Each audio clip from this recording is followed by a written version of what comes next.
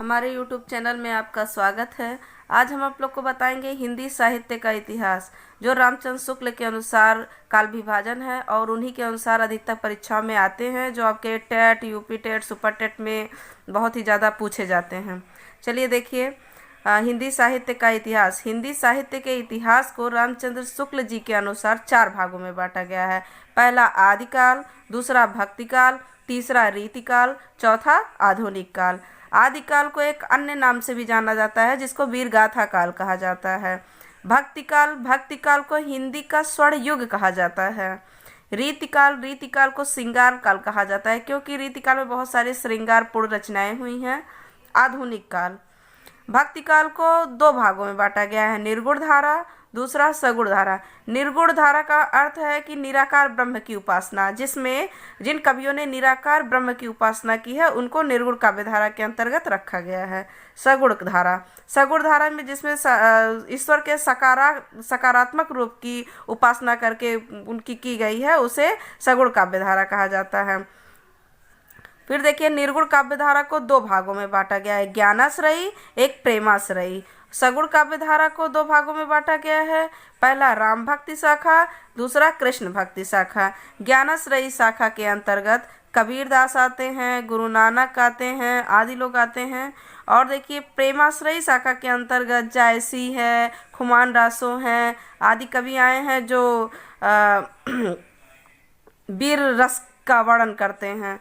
और राम भक्ति शाखा के अंतर्गत तुलसीदास आते हैं, कृष्ण भक्ति शाखा के अंतर्गत सूरदास आते हैं। फिर लास्ट है आधुनिक काल। आधुनिक काल के अंतर्गत भारतेंदु युग, जिसको वर्तमान काल भी कहा जाता है, इसके अंतर्गत भारतेंदु युग आता है। भारतेंदु युग के बाद द्विवेदी युग आता है। भारतेंदु युग को हिंदी गद्य का जनक माना जाता है। भारतेंदु युग के बाद आता है द्विवेदी युग।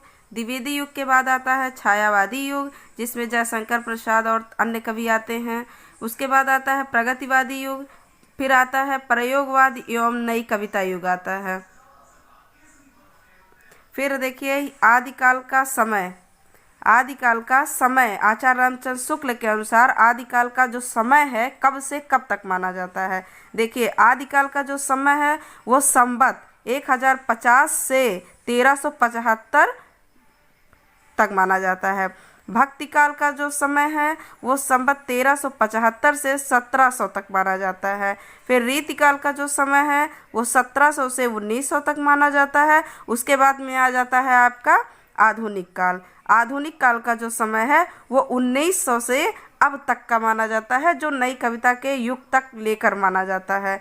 चलिए, अगर हमारा वीडियो आप लोग को पसंद आए तो लाइक और सब्सक्राइब करना ना भूलें। कल हम आप लोग को बताएंगे आदिकाल के अन्य नाम और कुछ रासो ग्रंथ के बारे में बताएंगे, जो परीक्षा की दृष्टि से जान लीजिए बहुत ही इम्पॉर्टेंट है और टेट और यूपी टेट में आज तक का रिकॉर्ड है कि जो पूछा गया है और वेरी वेरी इंपॉर्टेंट क्वेश्चन है। तो चलिए मिलते हैं नेक्स्ट वीडियो में, तब तक के लिए बाय, गुड बाय।